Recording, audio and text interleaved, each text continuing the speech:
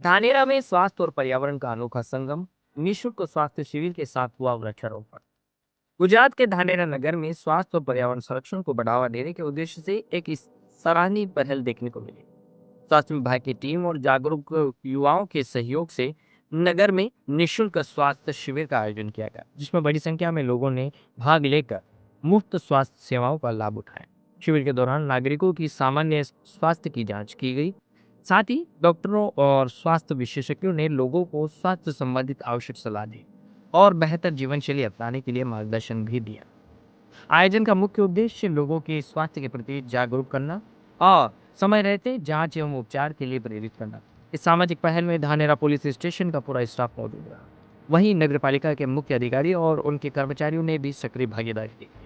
सभी ने मिलकर इस आयोजन को सफल बनाने में महत्वपूर्ण योगदान दिया।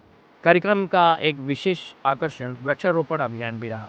स्वास्थ्य शिविर के साथ साथ अधिकारियों, पुलिसकर्मियों, युवाओं और स्थानीय नागरिकों ने पौधे लगाकर पर्यावरण संरक्षण का संदेश दिया। इस दौरान लोगों से अधिक पेड़ लगाने और प्रकृति की रक्षा करने के लिए आगे आने की अपील भी की गई है। जय भारत। आज रोज રોહિત સમાજની વાડીની અંદર નિઃશુલ્ક મેડિકલ નિદાન કેમ્પનું આયોજન કરવામાં આવ્યું હતું।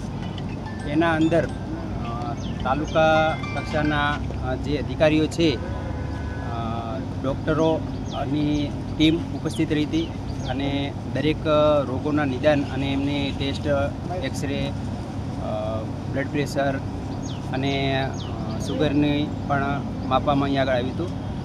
નગરપાલિકા સ્ટાફ, પોલીસ સ્ટાફ અને સર્વ સમાજના યુવાનો, જાગૃત નાગરિકો આ કેમ્પમાં જોડાયા હતા। આ કેમ્પની અંદર વૃક્ષારોપણનું પણ આયોજન રાખવામાં આવ્યું હતું। તેમાં પોલીસ સ્ટાફ દ્વારા વૃક્ષોની રોપણી કરવામાં આવી। નગરપાલિકાના સ્ટાફ દ્વારા પણ વૃક્ષો રોપી અને એને જતન કરવા માટેની પણ એમને ભલામણ અમે કરી હતી। દરેક લોકોએ આ કેમ્પનો લાભ લીધો અને આ એક રોહિત સમાજની વાડી વર્ષોથી છે અને આ વખતે ધાનેરા તાલુકાના જાગૃત યુવાનો દ્વારા અને નાગરિકો દ્વારા એવો નિર્ણય કર્યો હતો કે આ વાડીની અંદર એક મેડિકલ કેમ્પનું આયોજન કરીએ કે જે નિઃશુલ્કપણે અહીં આગળ આજ મોટા પ્રમાણમાં, મોટી સંખ્યામાં લોકો હાજર રહ્યા હતા અને એમને આ નિદાન અને કેમ્પનો લાભ લીધો હતો।